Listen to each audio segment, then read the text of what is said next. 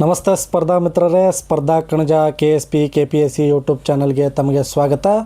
ಇವತ್ತಿನ ಈ ಒಂದು ತರಗತಿಯಲ್ಲಿ ಮುಂಬರುವ ಸಿವಿಲ್ ಪೊಲೀಸ್ ಕಾನ್ಸ್ಟೇಬಲ್ ಹಾಗೆ DR ಮತ್ತು CR KSRP ಇತ್ತೀಚೆಗೆ ನೇಮಕಾತಿ ಆದೇಶ ಹೊರಡಿಸಿರುವಂತಹ KSRP ಪೊಲೀಸ್ ಸ್ಪರ್ಧಾತ್ಮಕ ಪರೀಕ್ಷೆಗಳಿಗೆ ಉಪಯುಕ್ತವಾಗುವ ನಿಟ್ಟಿನಲ್ಲಿ ಈ ಒಂದು ತರಗತಿಯನ್ನು ನೋಡೋಣ. ಕನ್ನಡ ಸಾಹಿತ್ಯಕ್ಕೆ ಸಂಬಂಧಿಸಿದಂತೆ ಪಾರ್ಟ್ 1ರಲ್ಲಿ ಟಾಪ್ 20 ಪ್ರಶ್ನೋತ್ತರಗಳನ್ನು ಈ ಒಂದು ತರಗತಿಯಲ್ಲಿ ನೋಡೋಣ. ಯಾಕಂದರೆ ಬರೀ ಸೈನ್ಸ್, ಅದು ಸೋಷಿಯಾಲಜಿ, ಎಕನಾಮಿಕ್ಸು, ಜಿಯೋಗ್ರಫಿ ಮಾತ್ರ ಸ್ಪರ್ಧಾತ್ಮಕ ಪರೀಕ್ಷೆಯಲ್ಲಿ ಕೇಳಲ್ಲ.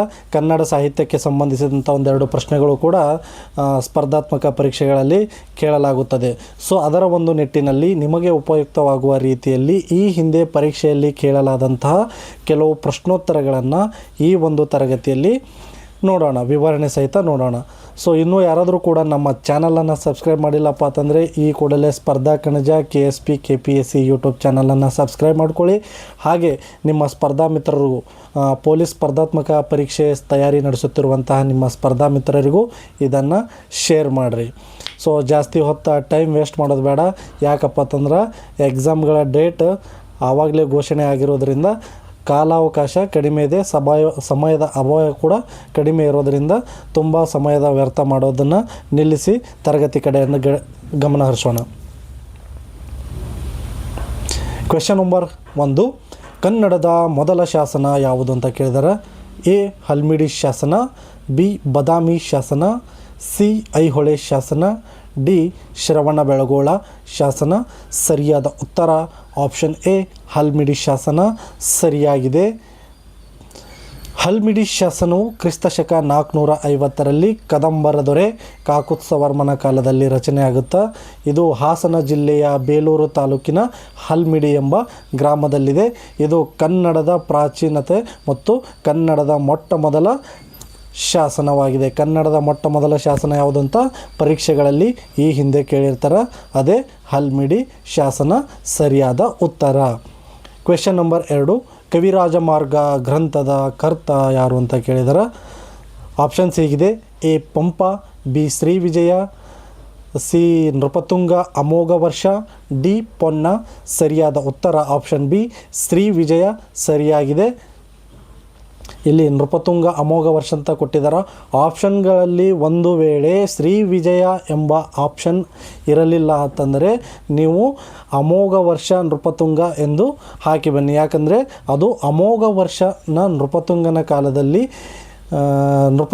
ಕಾಲದಲ್ಲಿ ಏನಪ್ಪ ಅಂತಂದ್ರೆ ಕ್ರಿಸ್ತಶಕ 850ರ ಅವಧಿಯಲ್ಲಿ ರಾಷ್ಟ್ರಕೂಟರ ಅರಸ ನೃಪತುಂಗ ಬರೆದಿದ್ದಾನೆ ಎಂಬುದು KPSCಯ ಅಧಿಕೃತ ಕೆಲವು ಪ್ರಶ್ನೆಗಳಲ್ಲಿ ಉತ್ತರ ಆಗಿರುತ್ತೆ. ಆದರೆ ಇದನ್ನು ಶ್ರೀ ವಿಜಯ ಬರೆದಿದ್ದಾನೆ ಎಂಬುದು ಕೂಡ ಪ್ರತೀತಿದೆ. ಹಾಗಾಗಿ ಪರೀಕ್ಷೆಯಲ್ಲಿ ಅಮೋಘ ವರ್ಷ ಮತ್ತು ನೃಪತುಂಗ ಎರಡೂ ಆಪ್ಷನ್, ಅಮೋಘ ವರ್ಷ ನೃಪತುಂಗ ಮತ್ತು ಶ್ರೀ ವಿಜಯ ಇದ್ದರೆ ಶ್ರೀ ವಿಜಯ ಅಂತ ಹಾಕಿ, ಶ್ರೀ ವಿಜಯ ಇರಲಿಲ್ಲ ಎಂದರೆ ಅಲ್ಲಿ ಅಮೋಘ ವರ್ಷ ನೃಪತುಂಗ ಎಂದು ಹಾಕಿ ಬನ್ನಿ. ಸೊ ಕನ್ನಡದ ಆದಿಕವಿ ಯಾರು? ಕ್ವೆಶ್ಚನ್ ನಂಬರ್ 3, ಕನ್ನಡದ ಆದಿಕವಿ ಯಾರು ಅಂತ ಕೇಳಿದರೆ ಪಂಪ, ರನ್ನ, ಜನ್ನ, ಪೊನ್ನ. ಸರಿಯಾದ ಉತ್ತರ ಆಪ್ಷನ್ A. ಪಂಪ ಕನ್ನಡದ ಆದಿಕವಿ. ಪಂಪಗೆ ಕನ್ನಡದ ಆದಿಕವಿ ಎಂದ ಕರೆಯಲಾಗುತ್ತದೆ. ಕನ್ನಡದ ರತ್ನತ್ರಯರು ಎಂದರೆ, ಇದು ಕೂಡ ಕೇಳಿರ್ತಾರೆ ಪರೀಕ್ಷೆಗಳಲ್ಲಿ, ಕನ್ನಡದ ರತ್ನತ್ರಯರು, ತ್ರಿರತ್ನತ್ರಯರು ಅಂದ ಯಾರಂತ ಕೇಳಿದಾರ. ಅದು ಪಂಪ, ಪೊನ್ನ, ರನ್ನ ಇವರು ಕನ್ನಡದ ರತ್ನತ್ರಯರು. ಪಂಪನೇ ಅತ್ಯಂತ ಹಳೆಯವನು, ಆದ್ದರಿಂದ ಪಂಪನನ್ನು ಆದಿಕವಿ ಎಂದು ಕರೆಯಲಾಗುತ್ತದೆ. ಅವನ ಕಾಲ ಕ್ರಿಸ್ತಶಕ 941. ಪಂಪ, ಪೊನ್ನರನ್ನ ಒಂದೇ ಸಮಕಾಲೀನವರು, ಆದರೆ ಪಂಪ ಅವರಿಗಿನ್ನ ಸ್ವಲ್ಪ ಹಳೆಯದವನಾಗಿರುವುದರಿಂದ ಅವನನ್ನು ಕನ್ನಡದ ಆದಿಕವಿ ಎಂದು ಕರೆಯಲಾಗುತ್ತದೆ. ಕ್ವೆಶ್ಚನ್ ನಂಬರ್ 4, ಪಂಪನ 2 ಕೃತಿಗಳು ಯಾವುದಂತ ಕೇಳಿದಾರೆ. A. ವಿಕ್ರಮಾರ್ಜುನ ವಿಜಯ ಶಾಂತಿ ಪುರಾಣ, B. ಆದಿಪುರಾಣ ಮತ್ತು ವಿಕ್ರಮಾರ್ಜುನ ವಿಜಯ, C. ಗದಾಯುದ್ಧ ಮತ್ತು ಅಜಿತ ಪುರಾಣ, D. ಶಾಂತಿ ಪುರಾಣ ಮತ್ತು ಅಜಿತ ಪುರಾಣ. ಸರಿಯಾದ ಉತ್ತರ ಆಪ್ಷನ್ B. ಆದಿಪುರಾಣ ಮತ್ತು ವಿಕ್ರಮಾರ್ಜುನ ವಿಜಯ ಪಂಪನ ಪ್ರಮುಖ ಕೃತಿಗಳಾಗಿರ್ತವೆ. ಸೊ ಪಂಪನು ಯಾವ ರೀತಿಯ ಕವಿ ಅಂತಂದರೆ, ಪಂಪನು ಜೈನ ಕವಿ. ಅವನು ತೀರ್ಥಂಕರನ್ನು ಕತೆ ಹೇಳುವ ಆದಿಪುರಾಣ ಮತ್ತು ಮಹಾಭಾರತ ಕಥೆಯನ್ನಾಧರಿಸಿ ವಿಕ್ರಮಾರ್ಜುನ ವಿಜಯ ಅಥವಾ ಪಂಪ ಭಾರತ ಎಂಬ 2 ಚಂಪೂ ಕಾವ್ಯಗಳನ್ನು ಬರೆದಿದ್ದಾನೆ. ಕ್ವೆಶ್ಚನ್ ನಂಬರ್ 5, ವಚನ ಸಾಹಿತ್ಯದ ಪಿತಾಮಹ ಯಾರು ಎಂದು ಕರೆಯಲಾಗುತ್ತದೆ ಅಂತ ಕೇಳಿದರೆ ಆಪ್ಷನ್ಸ್ ಹೀಗಿದೆ: A Channabasavanna, B Allamaprabhu, C ಅಕ್ಕ ಮಹಾದೇವಿ, ಡಿ ಚನ್ನಬಸವಣ್ಣ. ಸರಿಯಾದ ಉತ್ತರ ಆಪ್ಷನ್ ಎ. ವಚನ ಸಾಹಿತ್ಯದ ಪಿತಾಮಹ ಎಂದರೆ ಅದು ಬಸವಣ್ಣ. 12ನೇ ಶತಮಾನದಲ್ಲಿ ವಚನ ಚಳುವಳಿಯನ್ನು ಹುಟ್ಟುಹಾಕಿದವರು ಬಸವಣ್ಣನವರು. ವಚನಗಳ ಮೂಲಕ ಜಾತಿ ಪದ್ಧತಿ ಮತ್ತು ಕಂದಾಚಾರಗಳ ವಿರುದ್ಧ ಹೋರಾಡಿದರು. ಇವರು ತಮ್ಮ ವಚನಗಳ ಮೂಲಕವೇ ಸಮಾಜದ ಆಗು ಹೋಗು ಕೆಟ್ಟ ಪದ್ಧತಿಗಳನ್ನು ಅತಿ ಕಠೋರವಾಗಿ ಟೀಕಿಸ್ತಾರೆ. ಇವರು ಬಸವ ಕಲ್ಯಾಣದಲ್ಲಿ ಅನುಭವ ಮಂಟಪವನ್ನು ಸ್ಥಾಪಿಸುತ್ತಾರೆ. ಅದನ್ನು ವಿಶ್ವದ ಮೊಟ್ಟ ಮೊದಲ ಸಂಸತ್ತು ಎಂದು ಕರೆಯಲಾಗುತ್ತದೆ. ಯಾವುದನ್ನು ವಿಶ್ವದ ಮೊಟ್ಟ ಮೊದಲ ಸಂಸತ್ತು ಎಂದು ಕರೆಯಲಾಗುತ್ತದೆಪ್ಪ ಅಂತಂದ್ರೆ ಅದು ಬಸವ ಕಲ್ಯಾಣದಲ್ಲಿರುವ ಕಲ್ಯಾಣ. ಶೂನ್ಯ ಸಂಪಾದನೆ ಗ್ರಂಥದ ಸಂಕಲನಕಾರರು ಯಾರು ಅಂತ ಕೇಳಿದ್ದಾರೆ. Question number 6, Shivaganaprasadi Mahadevayya, B Harihara, C Raghavanka, D Siddharama. ಸರಿಯಾದ ಉತ್ತರ ಆಪ್ಷನ್ ಎ. ಶಿವಗಣಪ್ರಸಾದಿ ಮಹದೇವಯ್ಯ. ಶೂನ್ಯ ಸಂಪಾದನೆಯು 5 ಭಾಗಗಳಲ್ಲಿ ಶಿವಶರಣರ ಸಂಭಾಷಣೆಯ ರೂಪದಲ್ಲಿದೆ. ಇದು ವಚನ ಸಾಹಿತ್ಯದ ವಿಶ್ವಕೋಶ ಇದ್ದಂತೆ. ಇದರಲ್ಲಿ ಅಲ್ಲಮಪ್ರಭು ಮತ್ತು ಶರಣರ ಚರ್ಚೆ ಪ್ರಧಾನವಾಗಿ ಬಹುಮುಖ್ಯವಾಗಿ ಕಂಡುಬರುತ್ತವೆ. ಸೊ ಕ್ವೆಶ್ಚನ್ ನಂಬರ್ 7, ಹರಿಹರನನ್ನು ಏನೆಂದು ಕರೆಯಲಾಗುತ್ತದೆ ಅಥವಾ ಏನೆಂದು ಕರೆಯುತ್ತಾರೆ ಅಂತ ಕರೀತಾರೆ. ಕವಿ ಚಕ್ರವರ್ತಿ, ರಗಳೆಯ ಕವಿ, ಸಿ ಷಟ್ಪದಿ ಬ್ರಹ್ಮ, ಡಿ ವಚನಗಳ ಪಿತಾಮಹ. ಹರಿಹರನನ್ನು ರಗಳೆಯ ಕವಿ ಎಂದು ಕರೆಯಲಾಗುತ್ತದೆ. ಆಪ್ಷನ್ ಬಿ ಸರಿಯಾದ ಉತ್ತರ. ಹರಿಹರನು ಕ್ರಿಸ್ತಶಕ 1160 ಅವಧಿಯಲ್ಲಿ ಶಿವಶರಣರ ಚರಿತ್ರೆಯನ್ನು ರಗಳೆ ಛಂದಸ್ಸಿನಲ್ಲಿ ಬರೆದ ಕಾರಣ ಅವನನ್ನು ರಗಳೆಯ ಕವಿಯನ್ನು ಕರೆಯುತ್ತಾರೆ. ಅವನ ಪ್ರಮುಖ ಕೃತಿ ಗಿರಿಜಾ ಕಲ್ಯಾಣ ಆಗಿದೆ. ಸೊ ಕ್ವೆಶ್ಚನ್ ನಂಬರ್ 8, ಷಟ್ಪದಿ ಪ್ರಕಾರ ಕನ್ನಡಕ್ಕೆ ತಂದವರು ಯಾರು? ಷಟ್ಪದಿ ಪ್ರಕಾರವನ್ನು ಕನ್ನಡಕ್ಕೆ ತಂದವರು ಯಾರು ಅಂತ ಕೇಳಿದರೆ A Harihara, B Raghavanka, C Kumaravyasa, D Lakshmisha. ಷಟ್ಪದಿಯ ಬ್ರಹ್ಮ ರಾಘವಾಂಕ. ಷಟ್ಪದಿಯ ಬ್ರಹ್ಮ ಎಂದು ಯಾರಿಗೆ ಕರೀತಾರಪ್ಪ ಅಂದ್ರೆ ರಾಘವಾಂಕ. ರಾಘವಾಂಕನು ಕ್ರಿಸ್ತಶಕ 1225 ಹರಿಹರನ ಸೋದರಳಿಯ ಆಗಿರುತ್ತಾನ. ಇವನು ಮೊದಲ ಬಾರಿಗೆ ವಾರ್ಧಕ ಷಟ್ಪದಿಯನ್ನು ಬಳಸಿ ಹರಿಶ್ಚಂದ್ರ ಕಾವ್ಯವನ್ನು ಬರೆದನು. ಆದ್ದರಿಂದ ಇವನನ್ನು ಷಟ್ಪದಿಯ ಬ್ರಹ್ಮ ಎಂದು ಕರೆಯಲಾಗುತ್ತದೆ. ಕ್ವೆಶ್ಚನ್ ನಂಬರ್ 9, ಮೋಹನ ತರಂಗಿಣಿ ಯಾವ ಪ್ರಕಾರಕ್ಕೆ ಸೇರಿದೆ? ಮೋಹನ ತರಂಗಿಣಿ ಯಾವ ಪ್ರಕಾರಕ್ಕೆ ಸೇರಿದೆ? ಕಲ್ಲಣರ ರಾಜತರಂಗಿಣಿ ಬೇರೆ, ಇದು ಮೋಹನ ತರಂಗಿಣಿ. ಯಾರ್ದಿದು ಮೋಹನ ತರಂಗಿಣಿ? ಕನಕದಾಸರದು. ಅದು ಕನಕದಾಸರ ಮೋಹನ ತರಂಗಿಣಿ ಯಾವ ಒಂದು ಪ್ರಕಾರಕ್ಕೆ ಸೇರಿದೆ ಅಂತ ಕೇಳಿದಾರ. ಸಾಂಗತ್ಯ, ಬಿ ಷಟ್ಪದಿ, ಸಿ ರಗಳೆ, ಡಿ ಚಂಪು. ಸರಿಯಾದ ಉತ್ತರ ಈ ಸಾಂಗತ್ಯ ರೂಪದಲ್ಲಿ ಮೋಹನ ತರಂಗಿಣಿಯನ್ನು ರಚಿಸಲಾಗಿದೆ. ಇದು ಕನಕದಾಸರ ಪ್ರಸಿದ್ಧ ಕೃತಿ ಕೂಡ ಆಗಿರುತ್ತದೆ. ಇದು ಶ್ರೀಕೃಷ್ಣನ ವಿರಹದಲ್ಲಿ ಪರಿತಪಿಸುವ ಗೋಪಿಕೆಯರ ಕಥೆ ಆಗಿರುತ್ತದೆ. ಮೋಹನ ತರಂಗಿಣಿ ಯಾವುದ ಕಥೆಯಾಗಿದೆಪ್ಪ ಅಂತಂದ್ರೆ ಮೂಲ ಕಥೆ ಶ್ರೀಕೃಷ್ಣನ ವಿರಹದಲ್ಲಿ ಪರಿತಪಿಸುವ ಗೋಪಿಕೆಯರ ಕಥೆ. ಸಾಂಗತ್ಯವೆಂದರೆ ಒಂದು ಬಗೆಯ ಹಾಡುಗಬ್ಬ. ಇದನ್ನು ತಂಬೂರಿ ಮೀಟುತ್ತಾ ಹಾಡಬಹುದು. ಕ್ವೆಶ್ಚನ್ ನಂಬರ್ 10, ಕನ್ನಡದ ಮೊದಲ ಜ್ಞಾನಪೀಠ ಪ್ರಶಸ್ತಿ ಪಡೆದ ಕೃತಿ ಯಾವುದು ಅಂತ ಕೇಳಿದರೆ ಆಪ್ಷನ್ಸ್ ಹೀಗಿದೆ: A Kanuru Heggadathi, B Malegalalli Madumagalu, C ಕೃಷ್ಣಗಾರುಡಿಗ, D ಸಮಗ್ರ ಸಾಹಿತ್ಯ. ಸ್ವಲ್ಪ ಆಪ್ಷನ್ಸ್ ಕರೆಕ್ಷನ್ ಆಗಿರಲಿ. ಎ ಅಲ್ಲಿ ಕಾನೂರು ಹೆಗ್ಗಡತಿ ಇದೆ, ಅದು ಕಾನೂರು ಹೆಗ್ಗಡತಿ ಅಲ್ಲ, ಅದು ರಾಮಾಯಣ ದರ್ಶನಂ ಎಂದಾಗಲಿ. ಯಾಕಂದರೆ ಸರಿಯಾದ ಉತ್ತರ ರಾಮಾಯಣಂ ದರ್ಶನಂ. ಕನ್ನಡಕ್ಕೆ ಮೊದಲ ಜ್ಞಾನಪೀಠ ಪ್ರಶಸ್ತಿಯನ್ನು ಪಡೆದ ಕೃತಿ ಯಾವುದು ಅಂತಂದ್ರೆ ಕುವೆಂಪು ಅವರು ಬರೆದ ರಾಮಾಯಣಂ ದರ್ಶನಂ ಆಗಿರಬೇಕು. ಇಲ್ಲಿ ಆಪ್ಷನ್ ಸ್ವಲ್ಪ ಮಿಸ್ಟೇಕಾಗಿ ಟೈಪ್ ಮಾಡಲಾಗಿದೆ. ಸೊ ಅದು ಕಾನೂರು ಹೆಗ್ಗಡತಿ ಅಲ್ಲ, ಶ್ರೀ ರಾಮಾಯಣಂ ದರ್ಶನಂ. 1967ರಲ್ಲಿ ಕುವೆಂಪು ಅವರಿಗೆ ಮೊಟ್ಟ ಮೊದಲ ಜ್ಞಾನಪೀಠ ಪ್ರಶಸ್ತಿ ಕನ್ನಡಕ್ಕೆ ದೊರೆಯುತ್ತದೆ. ಅದು ಯಾವ ಕೃತಿಯಿಂದಪ್ಪ ಅಂತಂದ್ರೆ ಶ್ರೀ ರಾಮಾಯಣಂ ದರ್ಶನಂ ಎಂಬ ಮಹಾಕಾವ್ಯಕ್ಕೆ ಆ ಒಂದು ಜ್ಞಾನಪೀಠ ಪ್ರಶಸ್ತಿಯನ್ನು ಕೊಡಲಾಗುತ್ತದೆ. ಕ್ವೆಶ್ಚನ್ ನಂಬರ್ 11, ಕನ್ನಡದ ಕಸ್ತೂರಿ ಎಂದು ಯಾರನ್ನು ಕರೆಯುತ್ತಾರೆ ಅಂತ ಕೇಳಿದಾರೆ. ಕನ್ನಡದ ಕಸ್ತೂರಿ ಯಾರನ್ನಪ್ಪ ಅಂತಂದ್ರೆ ಆಪ್ಷನ್ ಸಿಗಿದೆ Kuvempu, B Da Ra Bendre, C Shivaram Karanth, D Masti Venkatesh Iyengar. ಸರಿಯಾದ ಉತ್ತರ ಆಪ್ಷನ್ ಬಿ, ದ.ರಾ ಬೇಂದ್ರೆ ಅವರಿಗೆ ಕನ್ನಡದ ಕಸ್ತೂರಿ ಎಂದು ಕರೆಯಲಾಗುತ್ತದೆ. ದ.ರಾ ಬೇಂದ್ರೆ ದತ್ತಾತ್ರೇಯ ರಾಮಚಂದ್ರ ಬೇಂದ್ರೆಯವರ ಭಾಷೆ ಕಸ್ತೂರಿಯಂತೆ ಘಮ ಗಮಿಸುತ್ತದೆ ಎಂಬ ಕಾರಣಕ್ಕೆ ಜಿ.ಎಸ್. ಶಿವರುದ್ರಪ್ಪನವರು ಅವರನ್ನು ಕನ್ನಡದ ಕಸ್ತೂರಿ ಎಂದು ಕರೆದರು. ಹೀಗೂ ಕೇಳಬಹುದು ಪ್ರಶ್ನೆ, ದ.ರಾ ಬೇಂದ್ರೆಯವರಿಗೆ ಕನ್ನಡದ ಕಸ್ತೂರಿ ಎಂದು ಕರೆದವರು ಯಾರು ಅಂತಲೂ ಕೇಳಬಹುದು. ಸೊ ಹಾಗಾಗಿ ಈ ಒಂದು ಪ್ರಶ್ನೆ, ಇದು ಒಂದು ಕೂಡ ಇನ್ಫಾರ್ಮೇಷನ್ ನೆನಪಿನಲ್ಲಿಡಿ. ಜಿ.ಎಸ್. ಶಿವರುದ್ರಪ್ಪನವರು ದತ್ತಾತ್ರೇಯ ರಾಮಚಂದ್ರ ಬೇಂದ್ರೆಯವರಿಗೆ ಕನ್ನಡದ ಕಸ್ತೂರಿ ಎಂದು ಕರೆಯುತ್ತಾರೆ. ಬೇಂದ್ರೆಯವರಿಗೆ 1973ರಲ್ಲಿ 4 ತಂತಿ ಕವನ ಸಂಕಲನಕ್ಕೆ ಜ್ಞಾನಪೀಠ ಪ್ರಶಸ್ತಿಯನ್ನು ನೀಡಲಾಗುತ್ತದೆ. ಇವರಿಗೂ ಕೂಡ ಜ್ಞಾನಪೀಠ ಪ್ರಶಸ್ತಿಯನ್ನು ನೀಡಲಾಗಿದೆ 1973ರಲ್ಲಿ. ಸೊ ಕ್ವೆಶ್ಚನ್ ನಂಬರ್ 12, ಮಂಕುತಿಮ್ಮನ ಕಗ್ಗದ ಕರ್ತ ಯಾರು ಅಂತ ಕೇಳಿದರೆ ಆಪ್ಷನ್ ಸಿಗಿದೆ A Kuvempu, B Bendre, C DVG, D Masti Venkatesh Iyengar. ಸರಿಯಾದ ಉತ್ತರ ಆಪ್ಷನ್ ಸಿ, ಡಿ.ವಿ.ಜಿ ಅವರು ಬರೆದಂಥ ಮಂಕುತಿಮ್ಮನ ಕಗ್ಗ. ಡಿ.ವಿ. ಗುಂಡಪ್ಪನವರು ಬರೆದಿರುವಂಥ 945 ಪದ್ಯಗಳ ತಾತ್ವಿಕ ಕೃತಿ ಇದಾಗಿದ್ದು, ಇದು ಭಗವದ್ಗೀತೆಯ ನಂತರ ಅತ್ಯಂತ ಹೆಚ್ಚು ಓದಲ್ಪಟ್ಟ ತಾತ್ವಿಕ ಕೃತಿ ಎಂದು ಪ್ರಸಿದ್ಧವಾಗಿದೆ.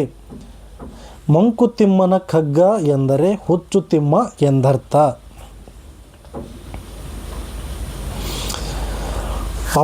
ಕ್ವೆಶ್ಚನ್ ನಂಬರ್ 13, ಚೋಮನದುಡಿ ಕಾದಂಬರಿಯ ಲೇಖಕರು ಅಂತ ಕೇಳಿದ್ದಾರೆ. ಇವೆಲ್ಲ ಸ್ಪರ್ಧಾತ್ಮಕ ಪರೀಕ್ಷೆಯಲ್ಲಿ ವಿಸ್ತೃತ ರೂಪಗಳು ಕೇಳಿರ್ತಾರೆ, ಅಥವಾ ಯಾವ ಕಾದಂಬರಿಯನ್ನು ಯಾವ ಲೇಖಕರು ಬರೆದರು ಅಂತ ಕೇಳ್ತಾರೆ, ಅಥವಾ ಕೆಲವು ಕಾದಂಬರಿಗಳು ಕೊಟ್ಟು ಅದು ಯಾರ ಆತ್ಮಕಥೆ ಅಂತ ಕೇಳ್ತಾರೆ. ಸೊ ಹಾಗಾಗಿ ಇವು ಸ್ಪರ್ಧಾತ್ಮಕ ಪರೀಕ್ಷೆಯಲ್ಲಿ ತುಂಬ ಬಹುಮುಖ್ಯವಾದಂಥ ಪಾತ್ರಗಳು ವಹಿಸುತ್ತವೆ. ಸೊ ಹಾಗಾಗಿ ತರಗತಿ 1ರಲ್ಲಿ ಕನ್ನಡ ಸಾಹಿತ್ಯಕ್ಕೆ ಸಂಬಂಧಿಸಿದಂತೆ ಈ ಒಂದು 20 ಪ್ರಶ್ನೆಗಳನ್ನು ಚರ್ಚಿಸಲಾಗಿದೆ. ಇದು ಕೂಡ ಪರೀಕ್ಷೆಗೆ ಬಹುಮುಖ್ಯವಾದಂಥ ಮಾಹಿತಿ ಆಗಿರ್ತದೆ. ಸೊ ಚೋಮನದುಡಿ ಕಾದಂಬರಿಯ ಲೇಖಕರು ಯಾರಂತ ಕೇಳಿದರೆ, ಚೋಮನದುಡಿ ಕಾದಂಬರಿಯನ್ನು ನಾನು ಒಂದು ಬಾರಿ ಓದಿದ್ದೇನೆ. ಸೊ ಹಾಗಾಗಿ ಆಪ್ಷನ್ ಸಿಗಿದೆ A doctor Shivaram Karanth, B Devanuru Mahadeva, C U R. Ananthamurthy, D Tejaswi. ಸರಿಯಾದ ಉತ್ತರ option A doctor Shivaram Karanth. Chomanadudi ಕಾದಂಬರಿ ಏನಪ್ಪ ಅಂತಂದ್ರೆ ನಾನು ಈ ಕಾದಂಬರಿ ಓದಿದ ಪ್ರಕಾರ ದಕ್ಷಿಣ ಕನ್ನಡದ ಆರ್ಥಿಕ ಸಮೀಕ್ಷೆಯಲ್ಲಿ ಏನು ಮಾಡಿರ್ತಾರಪ್ಪ ಅಂತಂದ್ರೆ ಡಾಕ್ಟರ್ ಶಿವರಾಮ್ ಕಾರಂತ್ ಅವರು ಭಾಗವಹಿಸಿರ್ತಾರೆ ಆರ್ಥಿಕ ಸಮೀಕ್ಷೆಗೋಸ್ಕರ. ಆ ಒಂದು ಅವಧಿಯಲ್ಲಿ ಈ ಒಂದು ಚೋಮನದುಡಿ ಎಂಬುದು ಬರೆದ ಕಾದಂಬರಿಯಾಗಿದೆ. ಇದು ದಕ್ಷಿಣ ಕನ್ನಡ ಜಿಲ್ಲೆಯಲ್ಲಿ ಹೊಲೆಯರ ಮೇಲೆ ಮತ್ತು ಅಸ್ಪೃಶ್ಯರ ಮೇಲೆ ನಡೆಯುವಂಥ ದಬ್ಬಾಳಿಕೆಗಳ ಕುರಿತು ಮತ್ತು ಅಲ್ಲಿ ನಡೆಯುತ್ತಿರುವ ಏನು ಕೆಲವು ಅಸ್ಪೃಶ್ಯತರ ಮೇಲೆ ನಡೆಯುತ್ತಿರುವ ಘಟನೆಗಳ ಕುರಿತು ಈ ಒಂದು ಕೃತಿ ಆಧರಿಸಿದೆ. ಈ ಒಂದು ಕೃತಿ ಅದಕ್ಕೆ ಆಧರಿಸಿದೆ. ಚೋಮನದುಡಿ ಕೂಡ ಅದೊಂದು ಚಿತ್ರನೂ ಆಗಿದೆ, ಚಲನಚಿತ್ರ ಕೂಡ ಆಗಿದೆ ಚೋಮನದುಡಿ. ಅದೊಂದು ಅದ್ಭುತವಾದಂತಹ ಚಿಕ್ಕ ಮತ್ತು ಚೊಕ್ಕ ಕಾದಂಬರಿ ಡಾಕ್ಟರ್ ಶಿವರಾಮ್ ಕಾರಂತ್ ಅವರದು. ಕ್ವೆಶ್ಚನ್ ನಂಬರ್ 14, ಕನ್ನಡದಲ್ಲಿ ಮೊದಲ ಬಾರಿಗೆ ನವ್ಯ ಪರಿಕಲ್ಪನೆ ತಂದ ಕೃತಿ ಯಾವುದು ಅಂತ ಕೇಳಿದರೆ ಎ ಮೋಹನ ಸ್ವಾಮಿ, ಬಿ ಮುಕ್ತಿ, ಸಿ ಸಂತ್ಯ ಶಿಶುನಾಳ ಶರೀಫ, ಬಿ ಧರ್ಮಶ್ರೀ. ಸರಿಯಾದ ಉತ್ತರ ಬಿ ಮುಕ್ತಿ. ಗೋಪಾಲಕೃಷ್ಣ ಅಡಿಗರ ಮುಕ್ತಿ ಕವಿತೆಯು 1952ರ ನವ್ಯ ಕಾವ್ಯಕ್ಕೆ ನಾಂದಿ ಹಾಡಿತು. ನವೋದಯದ ರಮ್ಯ ಪರಿಕಲ್ಪನೆಯಿಂದ ಹೊರಬಂದು ಆಧುನಿಕ ಮನುಷ್ಯನ ತೊಳಲಾಟವನ್ನು ಹೇಳಿದ್ದು ನವ್ಯದ ವೈಶಿಷ್ಟ್ಯ. ಸೊ ಕ್ವೆಶ್ಚನ್ ನಂಬರ್ 15, ಕನ್ನಡ ಸಾಹಿತ್ಯ ಪರಿಷತ್ತಿನ ಮೊದಲ ಅಧ್ಯಕ್ಷರು ಯಾರು ಅಂತ ಕೇಳಿದಾರೆ. ಆಪ್ಷನ್ ಸಿಗಿದೆ H V Nanjundayya, B Masti Venkatesh Iyengar, C Kuvempu, D B M Srikantaiah. ಸರಿಯಾದ ಉತ್ತರ ಆಪ್ಷನ್ ಎ ಎಚ್ ವಿ ನಂಜುಂಡಯ್ಯವರು ಕನ್ನಡ ಸಾಹಿತ್ಯ ಪರಿಷತ್ತಿನ ಮೊದಲ ಅಧ್ಯಕ್ಷರಾಗಿರ್ತಾರೆ. ಕನ್ನಡ ಸಾಹಿತ್ಯ ಪರಿಷತ್ತು 1915ರಲ್ಲಿ ಬೆಂಗಳೂರಿನಲ್ಲಿ ಸ್ಥಾಪನೆ ಆಗುತ್ತಾ ಇದರ ಮೊದಲ ಅಧ್ಯಕ್ಷ ಎಚ್ ವಿ ನಂಜುಂಡಯ್ಯ ಮತ್ತು ಇದರ ಮೊದಲ ಸಮ್ಮೇಳನ ನಡೆದಿದ್ದು ಕೂಡ ಬೆಂಗಳೂರಿನಲ್ಲೇ. ಸೊ ಕ್ವೆಶ್ಚನ್ ನಂಬರ್ 16, ಕನ್ನಡದ ಮೊದಲ ಪತ್ರಿಕೆ ಯಾವುದು ಅಂತ ಕೇಳಿದರೆ, ಕನ್ನಡದ ಮೊದಲ ಪತ್ರಿಕೆ ಇದು ಪೊಲೀಸ್ ಸ್ಪರ್ಧಾತ್ಮಕ ಪರೀಕ್ಷೆ ಆಗಿರಬಹುದು ಮತ್ತು ಇನ್ನಿತರ ವಿವಿಧ ಸ್ಪರ್ಧಾತ್ಮಕ ಪೊಲೀಸ್ ಪರೀಕ್ಷೆಗಳಲ್ಲಿ ಆಗಿರಬಹುದು. ಇದು ಈ ಹಿಂದೆ ಸುಮಾರು ಬಾರಿ ಕೇಳಿರುವಂಥ ಪ್ರಶ್ನೆ. ಸೊ ಗಮನದಲ್ಲಿಟ್ಟುಕೊಳ್ಳಿ. ಎ ಮಂಗಳೂರು ಸಮಾಚಾರ, ಬಿ ಕನ್ನಡ ಸಮಾಚಾರ, ಸಿ ವೃತ್ತಾಂಶ ಪತ್ರಿಕೆ, ಡಿ ಕರ್ನಾಟಕ ಪ್ರಕಾಶಿಕ. ಸರಿಯಾದ ಉತ್ತರ ಆಪ್ಷನ್ ಎ ಮಂಗಳೂರು ಸಮಾಚಾರ ಕನ್ನಡದ ಮೊಟ್ಟ ಮೊದಲ ಪತ್ರಿಕೆ ಆಗಿರುತ್ತದೆ. ಇದನ್ನು 1843ರಲ್ಲಿ ಮಂಗಳೂರಿನ ಬಾಸೆಲ್ ಮಿಷನ್ ಅವರು ಪ್ರಾರಂಭಿಸ್ತಾರೆ. ಇದರ ಮೊದಲ ಸಂಪಾದಕರು ಯಾರಪ್ಪ ಅಂತಂದ್ರೆ ಹರ್ಮನ್ ಮೊಗ್ಲಿಂಗ್. ಇದು KPSCಯಲ್ಲಿ ಆಗಿರ್ಬೋದು ಅಥವಾ ಪೊಲೀಸ್ ಸ್ಪರ್ಧಾತ್ಮಕ ಪರೀಕ್ಷೆಯಲ್ಲಿ ಆಗಿರಬಹುದು. ಸುಮಾರು 4ರಿಂದ 5 ಬಾರಿ ಪ್ರಶ್ನೆಗಳನ್ನು ಕೇಳಿದ್ದಾರೆ. ಸೊ ಹಾಗಾಗಿ ಇದು ಸ್ಪರ್ಧಾತ್ಮಕ ಪರೀಕ್ಷೆಯ ನಿಟ್ಟಿನಲ್ಲಿ ತುಂಬ ಉಪಯುಕ್ತವಾದಂತಹ ಪ್ರಶ್ನೆ ಆಗಿರುತ್ತದೆ. ಯಾರಪ್ಪ ಅಂದ್ರೆ ಹರ್ಮನ್ ಮೊಗ್ಲಿಂಗ್ ಅವರು 1843ರಲ್ಲಿ ಮಂಗಳೂರು ಸಮಾಚಾರ ಏನು ಕನ್ನಡ ಪತ್ರಿಕೆಯನ್ನು ಮಂಗಳೂರಿನಲ್ಲಿ ಬಾಸೆಲ್ ಮಿಷನ್ ಅವರ ಸಹಯೋಗದಲ್ಲಿ ಪ್ರಾರಂಭ ಮಾಡುತ್ತಾರೆ. Question number 17. ಸರ್ವಜ್ಞನ ವಚನಗಳಿಗೆ ಏನೆಂದು ಕರೆಯಲಾಗುತ್ತದೆ? ತ್ರಿಪದಿ, ಬಿ ಖಗ್ಗ, ಸಿ ರಗಳೆ, ಡಿ ವಚನ. ಸರಿಯಾದ ಉತ್ತರ ಆಪ್ಷನ್ ಎ ತ್ರಿಪದಿ. ಸರ್ವಜ್ಞನು 16ನೇ ಶತಮಾನದ ಕವಿ. ಅವನು ಸರ್ವಜ್ಞನು ಜನರಿಗೆ ನೀತಿ ಬೋಧಿಸಲು 3 ಸಾಲಿನ ಪದ್ಯಗಳನ್ನು ಅತಿ ಹೆಚ್ಚಾಗಿ ಬರೀತಾರೆ. 3 ಸಾಲಿನಲ್ಲಿರುವುದರಿಂದ ಇವುಗಳನ್ನು ಏನಂತ ಕರೀತಾರಪ್ಪ ಅಂತಂದ್ರೆ ತ್ರಿಪದಿ ಎಂದು ಕರೆಯುತ್ತಾರೆ. Question number 18. ಬೆತ್ತಲೆ ಸೇವೆ ಇದು ಯಾರ ಆತ್ಮಕಥೆ ಅಂತ ಕೇಳಿದಾರೆ? ಆಪ್ಷನ್ ಸಿಗಿದೆ. A Siddalingaiah, B Devanuru Mahadev, C AK Ramanujan, D Baraguru Ramachandrappa. ಸರಿಯಾದ ಉತ್ತರ ಆಪ್ಷನ್ ಎ ಸಿದ್ಧಲಿಂಗಯ್ಯ. ಡಾಕ್ಟರ್ ಸಿದ್ಧಲಿಂಗಯ್ಯವರ ಆತ್ಮಕಥೆ ಬೆತ್ತಲೆ ಸೇವೆ ಇದು ಸಿದ್ಧಲಿಂಗಯ್ಯವರ ಆತ್ಮಕಥೆ. ದಲಿತ ಕವಿ ಎಂದು ಕೂಡ ಸಿದ್ಧಲಿಂಗಯ್ಯನವರಿಗೆ ಕರೀತಾರೆ. ಹೋರಾಟಗಾರ ಡಾಕ್ಟರ್ ಸಿದ್ಧಲಿಂಗಯ್ಯವರ ಆತ್ಮಕಥೆ. ದಲಿತ ಸಮುದಾಯದ ನೋವು ಹೋರಾಟವನ್ನು ಇದು ಬಿಚ್ಚಿಡುತ್ತದೆ. Question number 19. ಕರ್ವಾಲೋ ಕಾದಂಬರಿಯ ಲೇಖಕರು ಯಾರು ಅಂತ ಕೇಳಿದಾರೆ? A Poornachandra Tejaswi, B SL Bhyrappa, C UR Ananthamurthy, D Shivaram Karanth. Carvalho Poornachandra ತೇಜಸ್ವಿಯವರ ಅದ್ಭುತ ಕಾದಂಬರಿ ಆಗಿರುತ್ತದೆ. ಕನ್ನಡದ ಸಾಹಿತ್ಯ ಪ್ರೇಮಿಯಲ್ಲಿ ಅತಿ ಹೆಚ್ಚು ಓದಿನ ಗೀಳು ಹಚ್ಚಿಸಿದಂಥ ಯಾವುದಾದರೂ ನವ್ಯಯುಗದ ಕಾದಂಬರಿಕಾರರು ಇದ್ರಪ್ಪ ಅಂತಂದ್ರೆ ಅದು ನಮ್ಮ ಪೂರ್ಣಚಂದ್ರ ತೇಜಸ್ವಿಯವರು. ನಾನು ಕೂಡ ಪೂರ್ಣಚಂದ್ರ ತೇಜಸ್ವಿಯವರ ಚಿದಂಬರ ರಹಸ್ಯ ಆಗಿರಬಹುದು, ಕಾರ್ವಲ ಆಗಿರಬಹುದು ಮತ್ತು ಇನ್ನೂ ಸುಮಾರು ಕಾದಂಬರಿಗಳನ್ನು ನಾನು ಓದಿದ್ದೇನೆ. ಪೂರ್ಣಚಂದ್ರ ತೇಜಸ್ವಿ ಅವ್ರದ್ದು ಅದ್ಭುತವಾದಂತಹ ಕಾದಂಬರಿಗಳಾಗಿರ್ತವೆ. ಅದರಲ್ಲಿ ಮೊಟ್ಟ ಮೊದಲಿಗೆ ಬಾರಿಗೆ ನನಗೆ ಓದಿನ ಗೀಳು ಹಚ್ಚಿದ್ದು ಯಾವುದಪ್ಪ ಅಂತಂದ್ರೆ ಜುಗಾರಿ ಕ್ರಾಸ್. ಅದು ಏನು ರೀ, ಒಂದು ಚಿಕ್ಕ ಕತೆ, ಒಂದು ರಾತ್ರಿಯಲ್ಲಿ ನಡೆಯುವಂಥ ಘಟನೆ ಎಷ್ಟು ಕೌತುಕ ಮತ್ತು ಎಷ್ಟು ವಿಭಿನ್ನತೆಗಳಿಂದ ಕೂಡಿದೆಯಪ್ಪ ಅಂತಂದ್ರೆ ಅರೆ ಇಂಥ ಒಂದು ಮಾಯಾಲೋಕ ಇದೆಯಾ ಅನ್ನೋದೇ ಒಂದು ದೊಡ್ಡ ಇದು ಆಗಿಬಿಡುತ್ತದೆ. ಸೊ ಆ ಥರದಾದಂಥ ಒಂದು ಕಾದಂಬರಿ ಜುಗಾರಿ ಕ್ರಾಸ್. ಕಟ್ಟಕಡೆಯ ಪ್ರಶ್ನೆ ಈ ತರಗತಿಯದ್ದು.